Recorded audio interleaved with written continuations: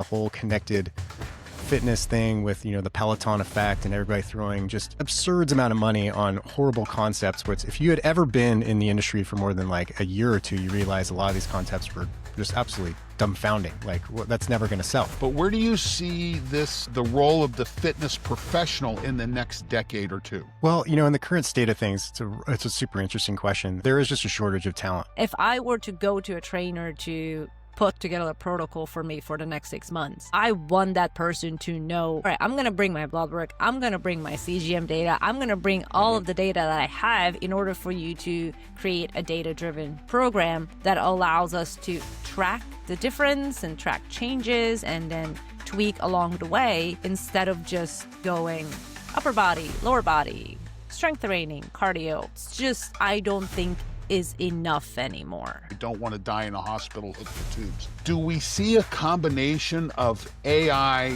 fitness, the cost of illness, the incredible cost of illness? Do we see that as an opportunity, or is this still a mirage? I am very bullish on this overall. I think we have a huge opportunity to connect those things, and something I've been talking about for years. So here's what I believe to be true as the holdup. Welcome back to the 90% Healthy podcast. I'm your co-host, Klaudia, and I've got Don here on the other line. Hey, Klaudia. Hey, Don. And we've got a guest today. So you guys have three of us to bring you some of the exciting news in the realm of fitness. We've got Eric Malzone, who is a fitness industry thought leader and entrepreneur, spent the last 15 years at the intersection of fitness, technology, and business innovation. And he himself has a podcast, The Future of Fitness. So who better to talk to about the future of fitness than somebody who's interviewed over 800 people about this subject? Welcome, Eric. Thanks so much for coming on. Oh, it's my pleasure, you guys. It's great to see you. And I always love sitting on other people's podcasts. It's kind of nice to not have to drive the truck, as Don was referring to earlier. So Eric, yeah, thank you. It's going to be fun. I want to kind of touch on three areas today. Mm-hmm. The changes that have recently come in the fitness space, last 10 years, particularly the influence of COVID on fitness behaviors in the business. I want to talk about, and then with the emergence of AI and what that's doing to the space. I also want to talk about the long sought after merger of fitness and healthcare. We've talked about it for decades. Okay. I feel like we may actually have a shot at it right now. And then the third thing is the new evolution in fitness with recovery coming in and the facilities changing. Fitness facilities 5 years ago were very routine. It was the same equipment. It was the same, and pretty much, interchangeable. But now with the advent of recovery, we're now starting to see some differences. So as we go into this, where do you see, the fact that you've interviewed over 850 fitness leaders, the future of fitness, you said you just got done doing a talk to the YMCA. What do you see as the key milestones or landmarks right now in the fitness and wellness business that's going to lead to a big difference here in the next decade? Yeah, great question. I guess in this current day right now, so we're in Q4 of 2025 as we record this, right? This year has marked and this is kind of a macro thing. We can get down and drill down a little bit, but we've noticed a huge amount of consolidation across the board as an industry. So, COVID, as you mentioned, had a kind of a long tail effect on the industry, but the immediate effect was horrifying, right? The gyms got shut down, and we got lumped in with bars and restaurants and a lot of things, which were often open, right? And gyms were not. So it's hard to make it through that. And the industry did, but there's a lot of trauma, I think, still captured within the industry about how that moved forward. So that changed a lot of perspectives, maybe a lot of talent left, a lot of unwise investment came into the industry at that time. I mean, the whole connected fitness thing with, the Peloton effect and everybody throwing just absurd amount of money on horrible concepts, which if you had ever been in the industry for more than like a year or two, you realize a lot of these concepts were just absolutely dumbfounding. Like, that's never going to sell, right? But anyway, that happened.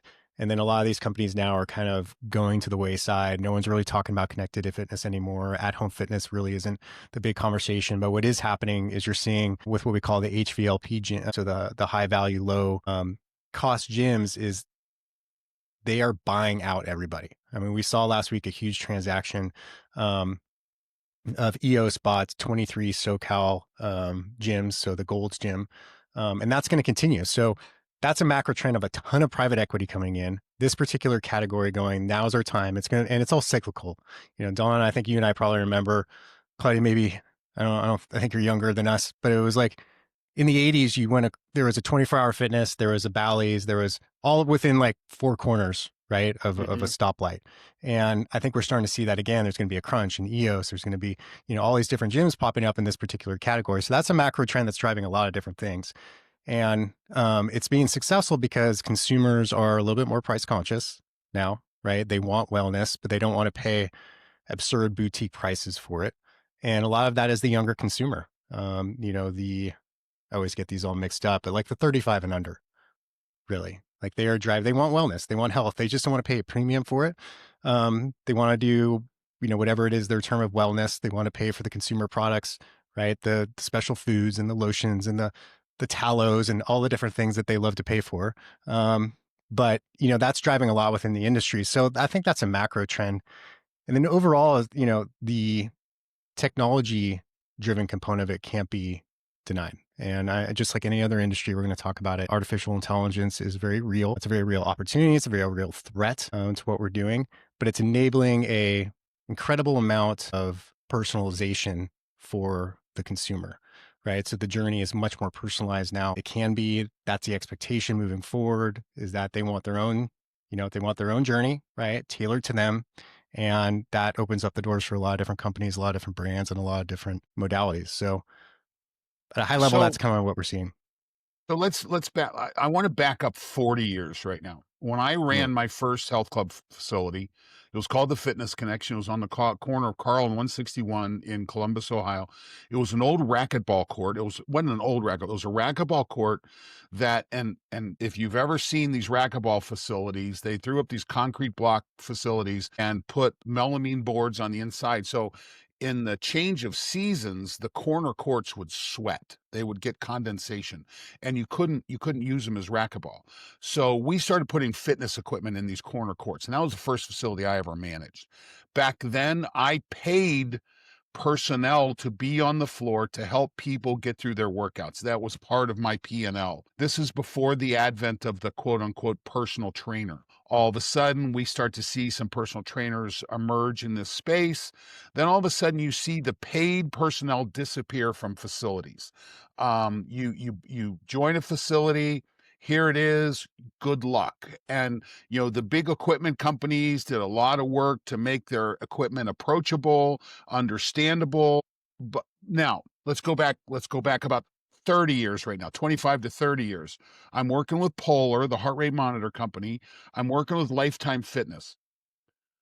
I go into these facilities across the country, and it was routine to find top personal trainers in these facilities making six figures. Routine. Okay. Probably 10 years after that, that's pretty much gone away. Lifetime has figured out a way to pull a bunch of that revenue into their side of the equation. And all of a sudden, trainers are struggling in this $40,000 to $50,000 range. And now we've gone through another big transition, because a good trainer back there would scale themselves. They'd create an app. They would scale themselves with technology. Well, I'll tell you, looking at some AI tools right now, Eric, I can put in my goals. I can ask for a program, and AI spitting back a pretty darn good program for me. Not bad, right? No, it's not. It's not bad. Yeah. And where do you see the personnel? Because I still believe there's value in community. I think there's value in connection. I think there's a good reason to go show up, because you've got other people there to meet you, and you train as a group and things like that. But where do you see the role of the fitness professional in the next decade or two? Well, in the current state of things, it's a super interesting question. There is just a shortage of talent. Like I think there was a period of time, what do you call it, the trainer, coach, practitioner, whatever name you want to give it, as a career where, like when I started, I wanted to get as much education as I could. I wanted to be the best coach I could. It was a long, kind of like, I saw it as like at least a 10-year journey, and then it would lead me to something else like it did today. Mm-hmm. It's slow, not slowly, but it is creeping into the gig economy now, where it's like people get a certification, they'll do it for a summer, right? I think, still it's that 18-month span where we can't seem to get trainers past that point of time because they do the simple math up front. Well, if I have clients at $80 an hour and I make this much and I do 30 hours a week and, I'll make good living, right? But no, you have to go get those clients. You have to retain those clients. You have to do all the programming. You still have to have you have to eat, right? And you have to Your sleep. schedule You is have to have from a social 6 life. a.m. to 10 It's a.m. and awful. then again 5 p.m. to 9 p.m. It's Yeah. brutal. It's a grind. It's a grind. So they leave, right? And but I think nowadays it's getting more pronounced just from the operators and franchise owners and people I talk to. It's really hard to find good coaching talent. And when you look at the effect of artificial intelligence and the programming modality, is just that's like the easiest case study is like how it does programming. What everyone says, I'm sure you said on this podcast, is the coach that uses AI will replace the coaches that don't. So you have an AI enabled coach now and maybe AI is the answer to everything due to the coaching shortage. One coach who's really good and very devoted and very educated can now serve 100 people where they can only serve 20 before. And so optimistically, that could be it as well. But I was actually, I know you're friends with Joel Jameson, Don. I don't know if you know her, Klaudia, but we were on a conversation and we were talking about this exact thing just randomly on a phone call. And he can see it both ways, right? But then we talked about our biggest competition is ChatGPT. And I think it was 24 hours later, we were both watching a football game, an NFL game. And I don't know if you guys saw this, but ChatGPT had a commercial. And it was a guy Yes. who's like, hey, I want to do 12 pull-ups by November 1st, right? And it starts spitting out the program. And I was like pausing it and like looking, I'm like, actually, that's not, does he have negatives in there? Like, pretty oh my good. God, like that wasn't bad. That's not a bad program, right? And the fact that they spent that amount of money in an NFL game to go specifically after fitness as a modality was very telling. And I mean, I use it. I think you and I have talked, like I built We my all own do. RoboDoc, We all do. right? It's got all my blood work. It's got all my genetics. It's got all my stuff that I've tested over the years. And it's right. It's pretty good. You mentioned threat earlier. What is the threat part of AI that you think is emerging? Well, I think it's just like anything else. I think it's any other industry. I try to be optimistic about things.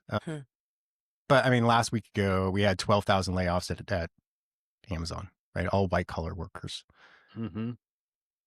We can only assume the majority of that was due to AI, right? Well, and they're replacing. But remember, we've also seen a 40% increase in hiring at Amazon over the last 2 years. So they've been growing like crazy. They're culling off a little bit. Year over year, they're still way ahead of the game. They're just culling out a little bit basically for this AI investment. Yeah. Well, I think that's not, and we talk about that all the time. These lines they're sensational headlines, but we forget that this is the natural pattern of corporations as they grow, they cull, they cut, right? They reinvest in other areas. So it is a natural thing for a company of that size, especially to do. But, I think there's just in any industry, like you were talking about, a certain amount of people will go into the gym. They will do their programming on ChatGPT. They won't hire a personal trainer. There's going to be a percentage of that. It's happening right now. How big that percentage 100%. gets, I don't know, right? Or multiple different things of, any service industry, there's going to be a certain percentage where people are going to use AI. Is it going to be as good as humans? I honestly do not think so. I do not think you can replace a human coach. Do you think ChatGPT will get more people through the door? Maybe. I don't so know. let's take that. Let's pivot on this for just a second. Yeah. Because I sent a note to you, I don't know, a month and a half ago, where I was listening to one of your podcasts. Because Future Fitness is one of my go-tos. I listened to almost all your episodes, and there was you had a healthcare professional on there talking about the change. I believe she's the director of director of medicine for the YMCA. Dr. Gloria Winter. Yeah. And she was going through the entire process, which I thought she was brilliant. But my point is that healthcare is getting ready to get shaken up by AI. Our ability, we call it Dr. Google in jest, but these things are really moving. They're really changing. And we have the advent of wearable tech. We talk about wearable tech on this podcast all the time on HRV and CGMs and just everything going. Do we think that we may actually be to a point to where this combination of information accessibility. We used to have to go to a person to get information. We had to go to the Oracle, right? And that's where that person's value. We don't have to go to that anymore. We now have ready access to information. If you then wake up some morning and say, hey, I'm trying to set my goals. I want improved health span. I want improved lifespan. Now we'll translate that into human talk that, hey, I want to be here for my grandkids. I want to be here for my great grandkids, things like that. I don't want to die in a hospital hooked to tubes. Do we see a combination of AI, fitness, the cost of illness, the incredible cost of illness? Do we see that as an opportunity, or is this still a mirage? I am very bullish on this overall. I think we have a huge opportunity to connect those things, and something I've been talking about for years. So here's what I believe to be true as the holdup of this connection between the fitness community, the wellness community, and the medical community, which is health. Mm-hmm. And we don't have the language to communicate and the networks to communicate on. So what I mean by that is, like, we'll keep a base example. If, let's say, for some reason, Klaudia, your doctor said, hey, you should go see a trainer. I don't know how often that happens. Almost never. But let's say that happened, right? And you're like, okay, great. So, you go to the trainer, and the trainer has you on a particular program for this particular need that you have when it comes to your health. Now, how's that get communicated back? It doesn't. Right. And how does the efficacy of that program get communicated both ways? So Dr. Gloria Winters is a really good example. So she puts it into very simple terms of, if I'm recalling this correctly, is that she talks about, if we're going to build the new healthcare system, it's like building a house. And the foundation of that house is digital healthcare.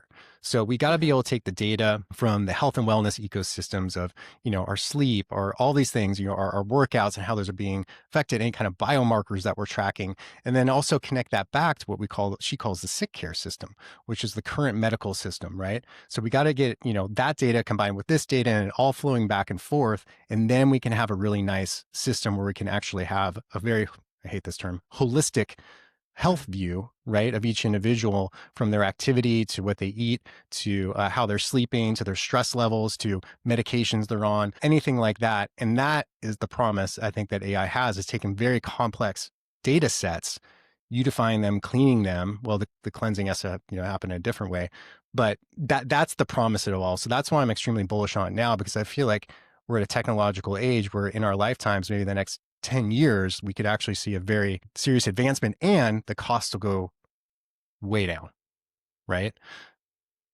Is that Hopefully. at the driver, I've seen two particular different examples. A good friend of mine was flying to Spain.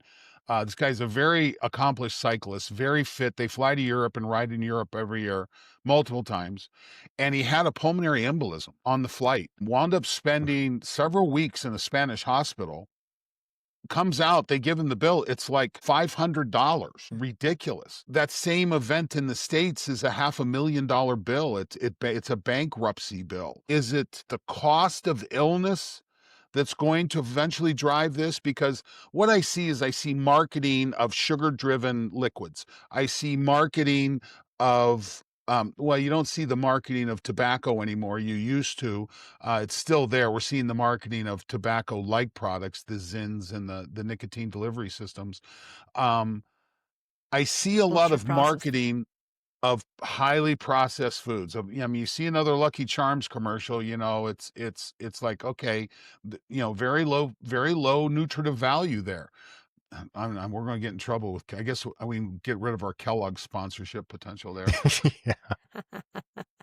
But there's so much money driving bad behaviors. Is the cost of illness going to be the counterweight finally? I don't think it's going to answer your question the way I think you're asking, is that I don't think it's going to be a top-down thing. I don't think it's going to be the insurance companies, I don't either. The government. They're not going to push down on people and say, hey, this is the new system. It's got to be from the bottom up. And I think we're starting to see a lot of people who are taking their own taking control of their own health and wellness, right? Being their own advocates. They're learning about their own health through wearables. It's been a really, it's not perfect, but it's been a really solid educational tool for I so many agree. people, right? And this conversation is different. Even you can say like the wellness influencers, right? Like the Dr. Stacy Sims, or, you name any of these big people, right? Like Right, people right. are seeking this knowledge out now. And it's so it's changing. And I think that's the difference now, is that people are demanding it. They're looking around, they're like, and I think Gen X, my generation especially, is very focused on this, because we're seeing our parents age. I was just having this conversation, right? My mom's 87. I'm seeing that happen now, and I'm not the Yeah. only one, right? So we're starting to see like, okay, this is a real life vision of what can happen if you don't take care of yourself, and what can happen in those latter years. So I think it's this combination of many things, but I do think it's got to come from us, right? The consumers, and it's got to work up. And that demand, which we're already starting to happen, will start to create things that'll start to work its way up the system. Because it's not, for whatever reason, and it's been argued so many times, is it profit? Is it, they want to keep people sick, like the insurance company dynamics, all that stuff. Like, I don't know what it is. I've never been in any of those boardrooms. Do I think it's like evil? Maybe. Or is it just profit, and capitalism at its finest? Maybe. It doesn't matter, but they're not incentivized to keep us healthy, Right, right? Until it's right. profitable. But That'll also, so change. you mentioned a little bit about wearable and technology really propelling forward this movement of people wanting to take care of their health. There are a lot of apps that pull in coaches from across the globe sometimes. Is there value there just to look at, these videos of individuals showing me how to work out instead of being physically at a location and having a person in front of you? And there's also, there are different machines that now create an avatar of you as you're standing in front of it, so you can see what you're doing in different movements. Is this, I'm not really sure what the right question is here, because it just feels like it's becoming very accessible, but is it sustainable? I just don't think it's effective yet. Let's I put it don't that either. way. I Like, agree with yeah, you. I Yeah. that's the love thing, that. is it's cool, right? It's cool. Like all the Yeah. stuff, motion tracking, the wearable data, it's all fed to us. But here's the thing, is like, maybe Dawn and you and I have talked about this in another recording at another time, but I call it the now what problem. It's like, as a consumer, I get all this data. I get told that my movement sucks because I have this movement screen in my tonal, or, my gym equipment. And I'm like, okay, cool. Right. Now what? Yeah. Like, well, how do I Right. fix it? And that's the thing, where either you get a qualified coach, which I would urge everyone listening to this, go get yourself a qualified coach, put yourself through a 10-week program, right? Have them design it specific to your goals, stick to it for 10 weeks. I guarantee you'll see results, right? I just Hmm. guarantee it. I know if you have a good coach, 10 weeks, it's more than enough, right? Or, AI tells you what to do and how to improve on things, and you have your own, Robodoc and ChatGPT, and maybe that works pretty darn well too. So I think that's still the problem we have. It's like, how do we take all this data and make it meaningful in ways that people can actually consume it, that are not inside of our industry? Like, we all know here, everyone on these three people on this phone call know what to do with that stuff. Large number of people just don't know or don't give a shit. And that's it. They're too busy with other stuff. They're like, dude, I got to worry about paying the rent, right? I got to worry about getting my kids to school. Like, it's just not a focus for them. So yeah. Well, I'll tell you, I had a very similar experience 5 years ago. My mother moved back in with my wife and I to do hospice. And Mm. I was part of watching my mother transition from living to her next life. And boy, I'll tell you what, it causes you really have some introspection on that. So that's important. So having just come back from presenting at the YMCA and having explored this and looking at this low cost, high value emergence and where the investment's going in, I see the Y as like the last stand of the real fitness professional. As a large group. I think that's really the last group. You have some really good organizations, like I said, Lifetime, Equinox. I mean, there's some really good organizations out there, but they're not cheap. There's quite a commitment that goes into making it there, and I'm fully support. I think their value proposition is excellent. I don't want to minimize that for at all. But my point is that for Joe Bag of Donuts, we talk about them all the time, that may not be a corporate titan, may not have may not be able to make the choice between a country club membership or a lifetime or an Equinox membership, but they still want to get to. What do you see the difference between the low price, high volume versus like the Y? What do you see the difference emerging here when it comes to personnel, application of technology? Where's the knowledge coming from in these organizations? Yeah. Well, I mean, the big difference is that the Y doesn't have to pay taxes. So that's nice, right? Mm. So That's a huge, I mean, that can't be yeah, understated, like the moat that provides them. So they're huge. Like, I don't know if you know how big the yep, YMCA is globally and the amount of members they have. So when Dr. Glory Winters steps in as the chief health officer, and she has an incredible amount of data and insights and locations to work with, that's like a huge advantage because, well, I don't have to say why. It's just a huge advantage. You have more people coming in your doors. It's a trusted brand. It's a central part of the community. People like, and like I said, people already trust it. So, you know, and I think there's plenty of room. I still think there's plenty of room for the mom and pop shop, right? Gary's gym, 5,000 square feet, does personal training, does a great job. I think it's a difference between, if someone comes to who mentioned this in my podcast, the president of ACAC is like, if you come into my town, right, and you visit and you say, hey, where can I get a great cup of coffee? Are you going to say Starbucks, which is the No. regional brand, right? Probably not. I mean, does it have a good cup of coffee? Yeah, it does. It's pretty good, right?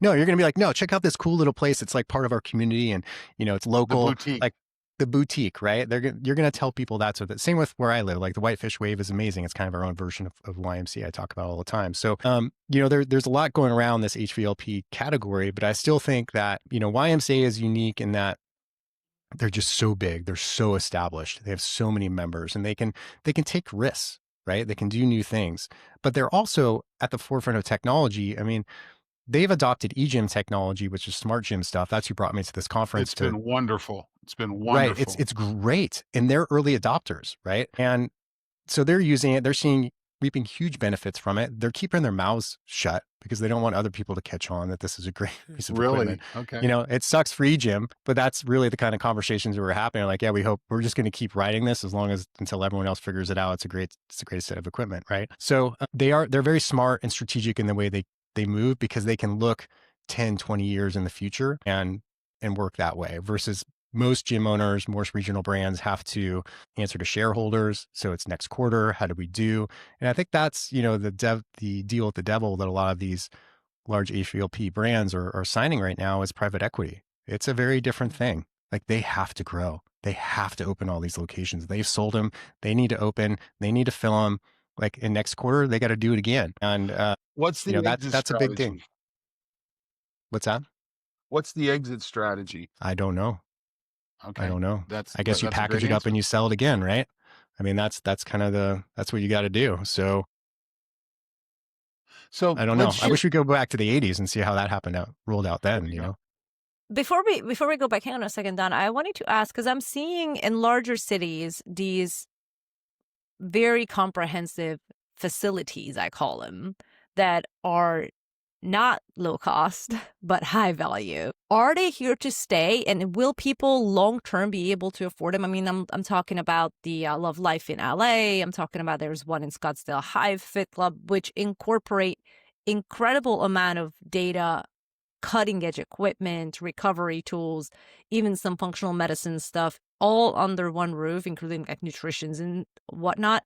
and But hyperbarics it's and the hyperbaric, big investment. Yeah. all the good Yeah. stuff. But then it is expensive. Like it is more expensive than Lifetime. So it's what are they here to say? Will people be able to afford them long term?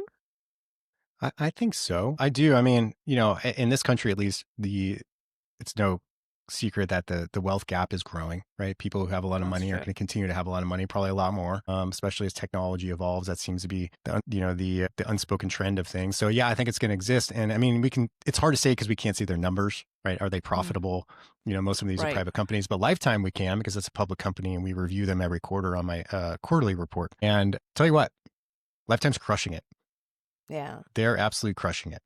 And, in every aspect, they haven't got their longevity program going probably to the extent they want. And that's a hard business model to figure out. It's like this boutique within a big brand or just a boutique standalone. And they have spent several $1 million trying to figure that. I mean, they're now up to like V3 on this.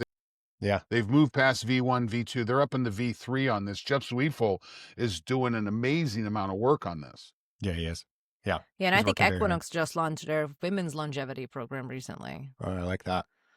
So, Well, I and like it's that. yeah. listen, it's a matter of time. Once the big boys figure something out, once they get the program worked out, you're going to see the entrepreneurial aspect of this to go to the other smaller facilities to be able to bring them in a plug and play manner. And I think that's exciting. So let's go back and look at that for just a second, because I still believe in the person. I still believe in the relationship that you can have wonderful AI sales tools, but at the end of the day, a relationship is between. I buy things typically from people I respect.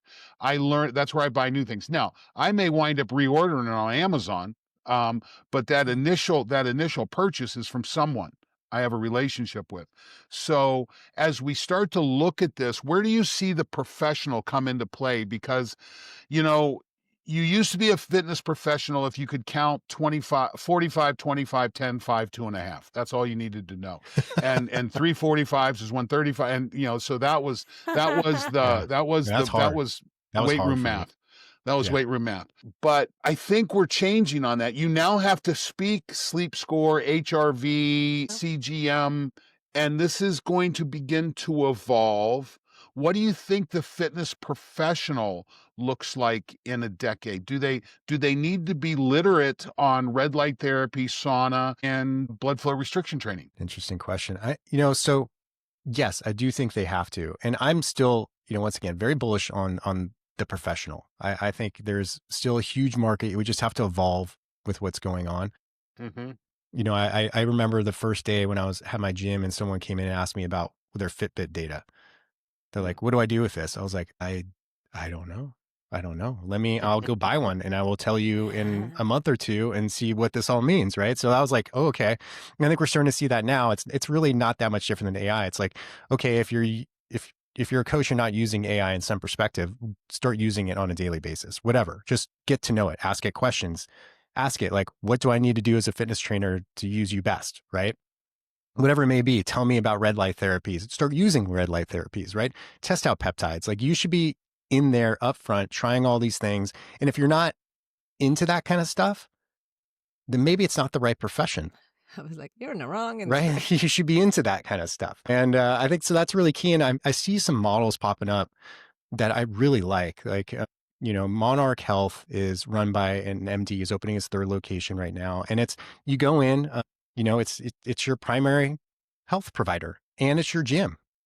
It's awesome, right? It's like, that's all you need for $350 a month. You get your gym membership, you get to talk to your primary care. If you get a sinus infection, you just go in there, write you a prescription, right? Do a quick analysis. They'll make sure they're monitoring all of your biomarkers, and you can get peptides, you can get hormone replacement therapies, you can get whatever you want all in one place. That's pretty freaking cool, right? And who do you need there? You need professionals, right? But they're a higher level of professional, which I think is great for the industry, because if you're more valuable, you get paid more. Generally speaking, if you charge more, which is another conversation in our industry that we don't do very well. But yeah, I think there's lots of room for that. It's just an evolution. Yeah, we're always afraid of the value proposition. Now, you've recently begun working on a pretty interesting project that I'd like to talk about a little bit. In that, with this group that you're working with, you are bringing medical blood work to the domain of the exercise professional, which I think is really interesting. Can you tell us a little bit about that in your work with Andy? Yeah. Oh, I'd love to. Yeah. So it's Dr. Andy Galpin and Dan Garner and Thomas Iwasaki. They started Vitality Blueprint. So I checked this out about 1.5 years ago. I think I actually sent you my blood work done. I'm like, hey, what do you think about this? I've seen your blood work. Yeah. You know everything. You know me in and out. And, so when I talked to him last time, I was like, hey, I'd be interested in getting involved. And he said, yeah, that'd be great. So what we want to do is we want to put this in every place where a coach meets a client.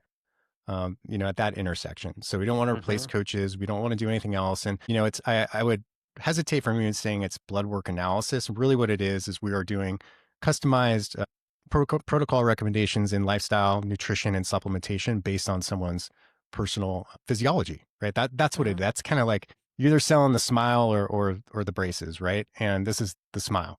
That's the end result. And yes, bloodwork comes into that. The platform is beautifully done. It's got a nice coaching platform. And what I like about it too is, I studied to be a functional diagnostic nutritionist back in the day of the FDN. And it was pretty intensive, right? It was pretty intensive to get it. And then I started putting it into my own practice, and I was like, started looking at people's blood work. This is way out of my scope. Like, this is endocrinology. I shouldn't be touching this. I'm done. Right? I didn't want to do it. I don't care how much money I can make on supplements. I didn't want to do it. And this takes all that scope of practice concern away. You can feel very safe and confident in the distillation of the data and the protocols that it recommends. So as a coach, I saw this in my coaching mind. I'm like, I would love to have this. Right. It just sets me apart.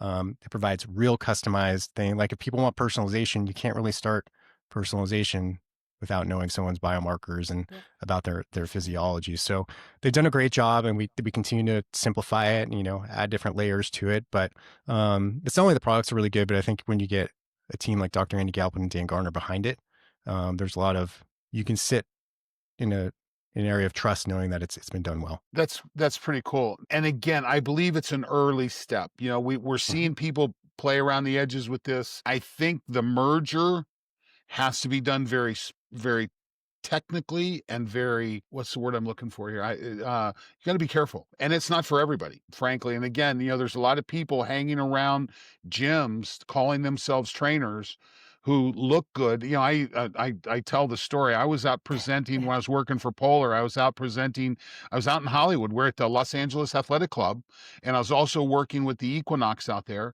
And I said, listen, most personal trainers have the same qualifications of an actor and a hooker. You look good, and people want to pay money to spend time with you.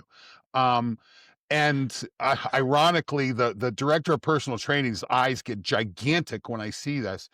And I said, I hope I didn't, not that I really worry about offending people, but he said, no. He says, every one of these people in there have their SAG card. He says, I'm never going to lose these people to another gym. I'm going to lose them to a movie script. And I found that to be interesting. But so this idea that you just look good and people want to pay you money to hang out with you, we may be cresting that wave. That one may be crashing on us just a little bit, which I'm excited about, because we can now start to really deal with real information. So, And I mean, Frank, I just want to, add to that if I were to go to a trainer to put together a protocol for me for the next 6 months, I want that person to know, all right, I'm going to bring my blood work. I'm going to bring my CGM data. I'm going to bring all of the data that I have in order for you to create a data-driven program that allows us to track the difference and track changes and then tweak along the way, instead of just going upper body, lower body, strength training, cardio. It's just, I don't think is enough anymore if you really want to perform at a level where, like, top notch. Right. I had Gray Cook on the podcast not too long ago from FMS, and that was a great podcast. He had this amazing analogy. He's like, right now we have a ton of line cooks in the industry, right? It's like, you sign up, like, okay, make the tacos, ship them out, right? Send the plate. He's like, what we need is more chefs. We want more people who can look around, like, see what we have available, understand what the consumer needs and wants, what's the region we're in, what do we have available, like, can pull it all together with what they have available and really be, at the top of their craft, someone who really loves what they do and is passionate about, the form and the function and the results that they get. And that was, to me, I was like, you just summarized what I've been trying to think about for like 15 years, and such a sweet analogy.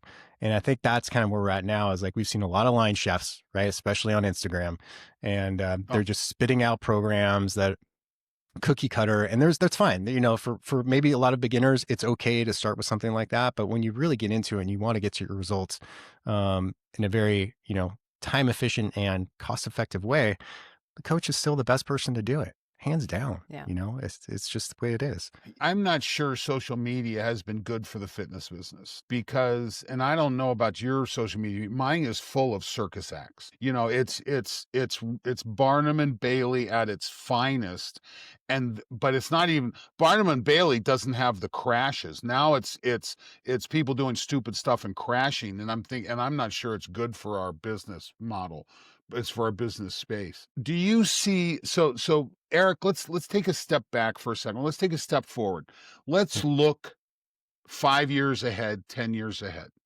What do you think the fitness industry looks like when, 10 years from now? And we're going to hold you to this. We're 2035. going to Yeah, record this. We're going to put it in a Wait, time call me in 10 capsule. years.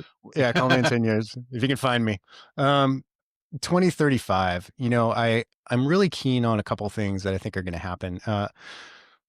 I do think we're all going to have our personalized health robots by then, and they're going to be pretty good. They're going to be pretty darn good. Robot is just a device that gathers information, analyzes it, and gives you feedback. It's that AI twin. But it's for you, right? And there'll be digital twins. There'll be a lot of different things that we can play around with, and I think it's just going to follow around us all the time, and it's going to be really cool.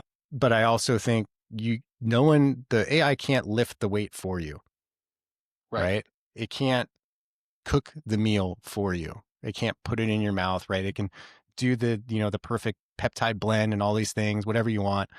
But you still got to do the work. You got to show up, and that's fitness. And that's why fitness is so hard to sell, right? It's like ultimately the person has to show up and do the work. It's not like, I could open a McDonald's and waft the smell of French fries over a crowd. And you know what? I'm going to sell some French fries. I can't just open a gym and then walk people work out like, oh, I can't wait to just sweat so hard and work so hard and be sore tomorrow. Like, no, just shit doesn't happen that way. So I think as we look forward, I think it's going to be that blend of kind of like everything else, digital technology and AI, but then also the real world, application of it. And I also do believe that there is, I think we're already starting to see it. There is a natural rebuttal against technology.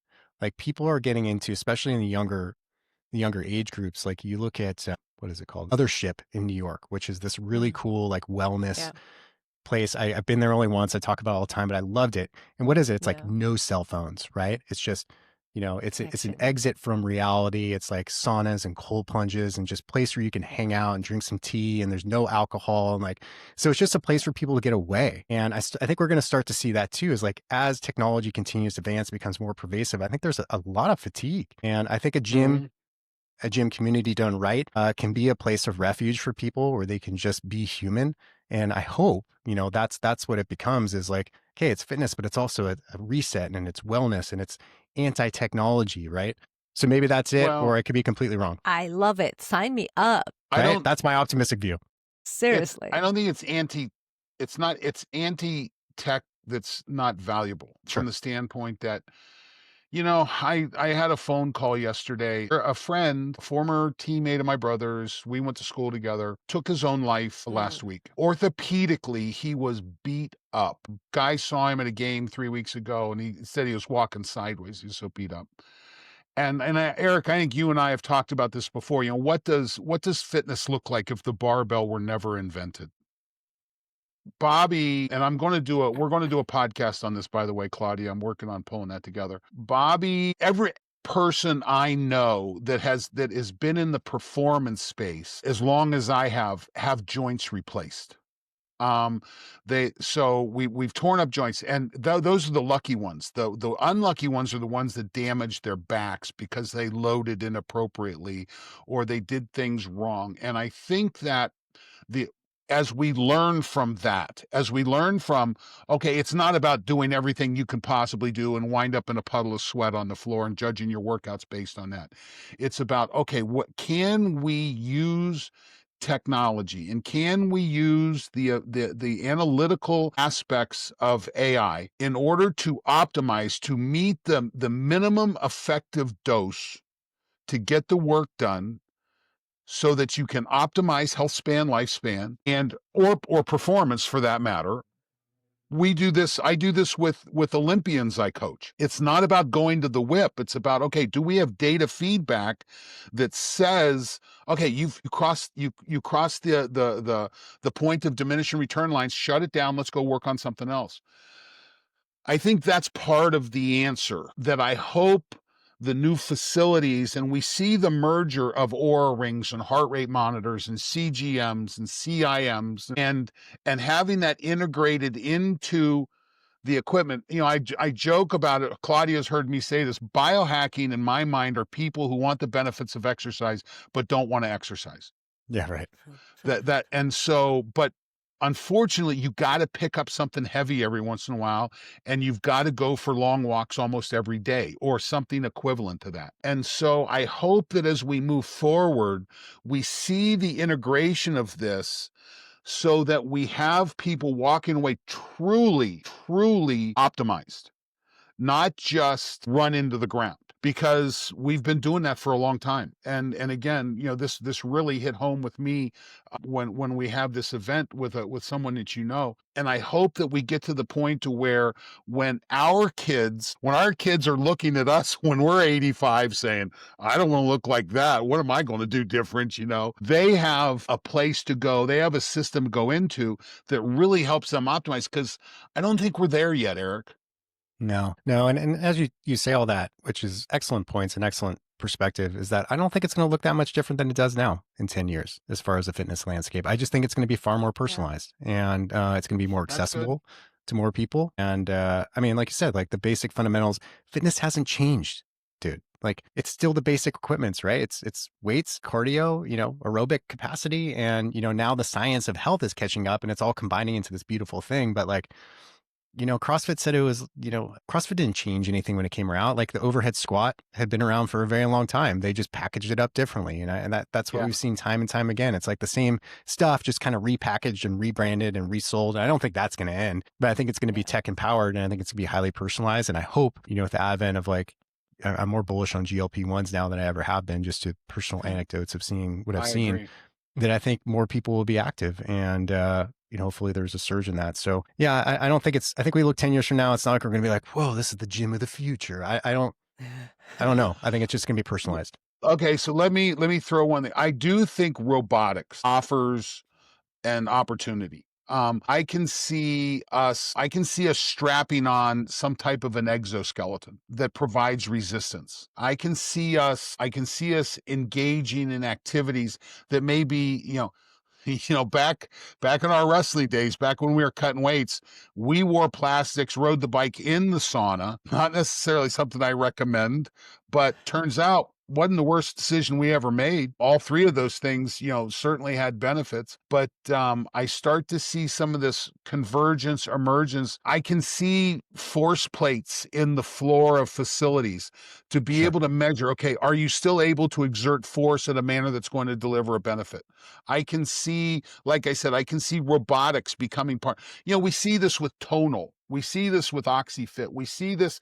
I mean, these machines are getting semi-robotic, and there's some decent AI in them. I don't think it's great AI yet. I think it's more algorithmic based than it is AI based. And I think as that improves, it'll get a lot better. But to your point, I do think we're going to see facilities that look similar. I hope it, but I also am optimistic about it becoming individualized. The idea that Don Moxley, Eric Malzone, Klaudia Balogh walk into a facility and walk into the exact same device is moderately laughable. My daughter coaches college lacrosse, and the idea that she has an 18-year-old, 110-pound midfielder walk into a facility that's being also used by a 7-foot basketball player. I mean, there's an issue there. So I do see some opportunity coming in those venues. So it's interesting. So the past couple of weeks and just this past maybe like month, I've gone to a few conferences where it was all about the future of healthcare and the future of AI, fitness, etc.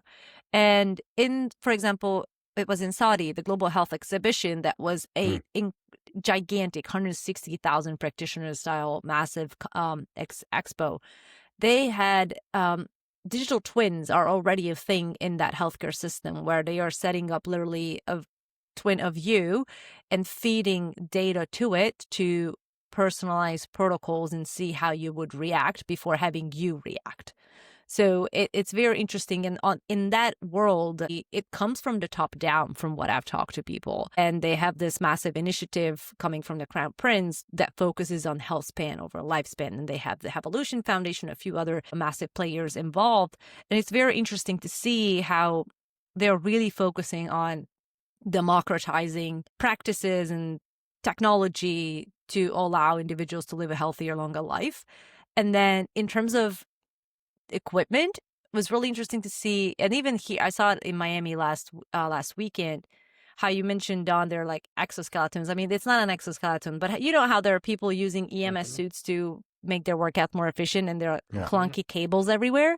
Now there's an EMS suit that's literally wireless, so you could go and wear it. It's like a diving suit or whatever you call it, and you put it on and you wear it, and it does the thing in addition to your workout. So it's kind of interesting how there are a lot of different nuances in optimizing and making training more efficient and personalized. And maybe it's not going to be 10 years. Maybe it's just 5.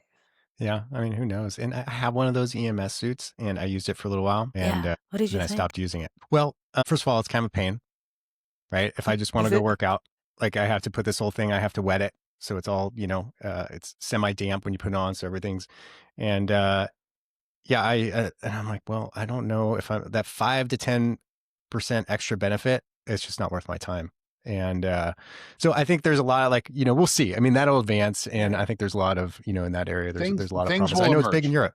Yep. Things will emerge. I don't think there's any Yeah. doubt about that. I think the biggest question is, does the world really need a digital twin of Don Moxley? I'm not sure. I mean, down the road, I think it would be interesting because, Just have a pocket Moxley. There you go. Right? Like, as biohackers, people, like, I'm a trial and error. Like, I'm going to try this and see if it works. If I had a digital twin and I fed the information into it, like, if I eat this for like 2 weeks, or if I took this supplement for this many, if it's accurate, it would tell me that it's worth my time, energy, and just investment to do it, and or not. So in that standpoint, I would be intrigued. I think a lot of this is yet to emerge. Yeah. Eric, listen, I've been on your podcast multiple times, and I've really appreciated it. My And we pleasure. are so thankful to have been able to return the favor and have you over here at 90% Healthy. We are going to hit you up again, at least in 5 years, to see if we're going to rewind this. Got notes, and we're going to check them off. Yeah. Let's do it. But I think it's discussions like this that offer opportunity for growth and development and change. And it's not about criticism. It's about analyzing. It's about analyzing. It's ideating and working our way through this. So, dude, thank you so much for coming and spending some time with us. We really appreciate it. We're going to continue to look at this as it emerges. And when we see some interesting stuff, to our audience, we want to recommend the Future of Fitness podcast. Yes. Eric does a great job. Again, it's one of my regular go-tos. If you go check it out, if you share this episode, we would certainly appreciate it. If you like it, and if you follow us on YouTube and Apple and Spotify, we sure would appreciate that too. If you have ideas, if you have things you'd like us to talk about, please reach out to us. You can get me through my website, trainrecoverwin.com. You can get Klaudia at the Longevity Journalist. She is on LinkedIn, Longevity Journalist, and Klaudia Balogh. Eric, I do know you have both your Future Fitness podcast and Eric Malzone's up on LinkedIn. Where else can people find you? Yeah, LinkedIn's always the best, I think. Okay. And then futurefitness.co is just the podcast website. You can go there and connect with me as well. Yeah. And your project with Andy, where's that website? VitalityBlueprint.com. That's it's listen, I think that's We'll put it listen, I don't know if Vitality Blueprint is going to be the thing that makes it to the end line, but it's certainly one of the racers at the beginning. I think you got to pay attention to it. It's legit. Yeah. It is done very well, and I think it's worth a look. Yeah, and for people too, you don't have to be a coach to use this. You can be without a coach, a general consumer. You can go buy these blood work too and get just as much value out of it. So yeah, just to clarify that. It's owning, listen, at the end of the day, no one can take care of you better than you can. And you've got to kind of figure out how you're going to own it. And this is the process that we're working through. So, hey, Eric, go enjoy yourself. You're up there in Northwest Montana. So there's snow on the ground, and I'm jealous, let alone the fact that you're up in Whitefish, and it's just one of the most beautiful places on the face of the earth. It's not bad. When we started our nomadic lifestyle, Eric, having coffee with Eric up there in Whitefish was a highlight. There's no doubt about it. Yeah. Well, Montana's great, but Idaho's even better. So if people are thinking about moving, I would consider checking that out. There's a Just lot kidding. of there's Cool. a That's there's a what lot people of from great Montana places in say. this country. And if you haven't gone to visit your national parks, that's a great reason to get in shape so you can go hike and enjoy Oh and yeah, take in the good beauty point. of Yes. this country. We call it trainable life events. It's that goal that you set up that you want your HRV improving for. But you know what? Those are whole other episodes that we'll have to cover at a different time. So, Eric, thanks a lot. Claudia, it's Thank you great guys. seeing you. Good to see you. And Thanks we'll so see much, Eric, for taking the everybody time. next week. See you soon.